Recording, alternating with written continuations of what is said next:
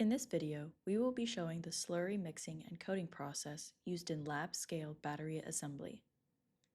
To start, we gather our containers and materials to mix our base dispersion. We take NMP and PVDF. After a calculation to determine our mass ratio of NMP, PVDF, and all other materials, we pour our NMP from the stock solution into a secondary container. This helps prevent cross-contamination, especially in busy lab spaces. When that is done, we can mass out our NMP into a new vial.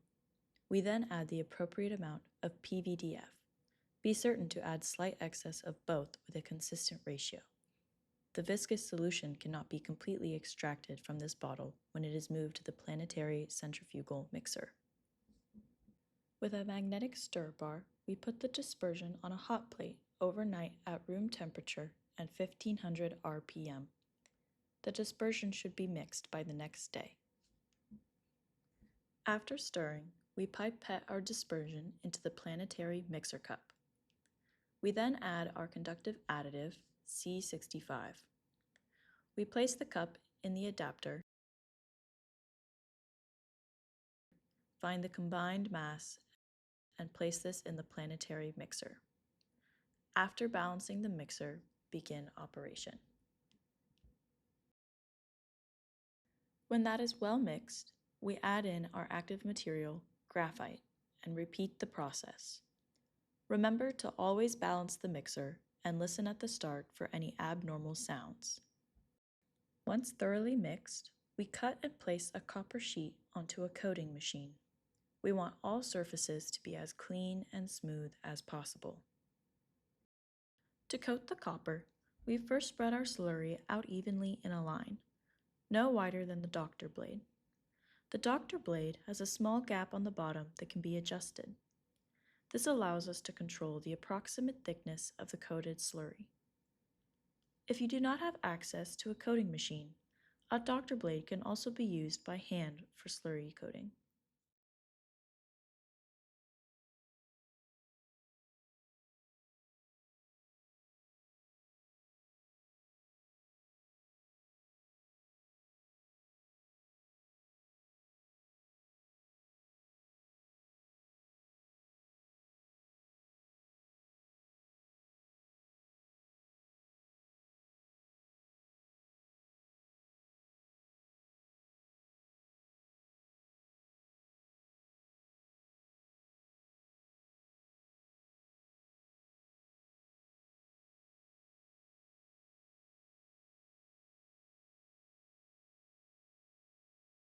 We then move the slurry cast to a clean, smooth glass plate where we tape the edges with heat-resistant PET tape. This is to prevent wrinkling as the NMP solvent is evaporated from the cast. After taping, we can put the slurry cast in the oven and let it dry. After fully drying, we lightly calender the electrode by running it through a calendering machine.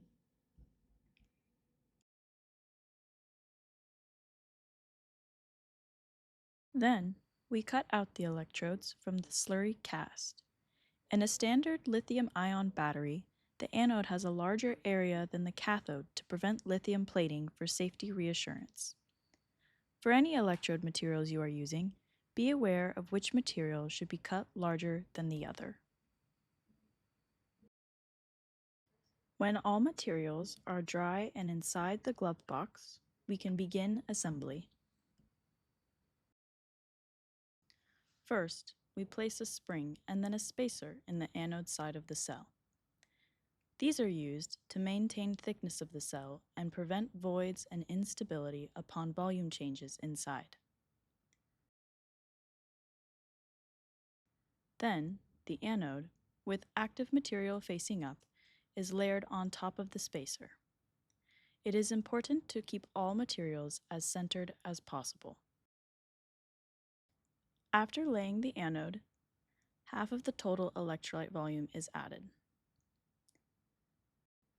Next, a separator is added to keep the electrodes electronically isolated.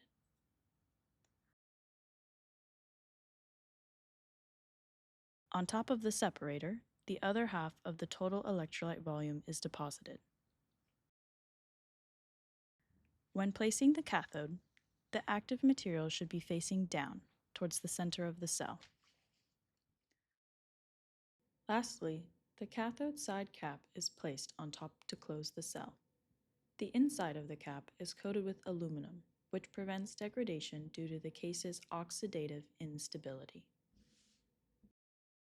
After the cell is assembled, it is crimped at a pressure of 500 to 1000 psi to ensure secure closure.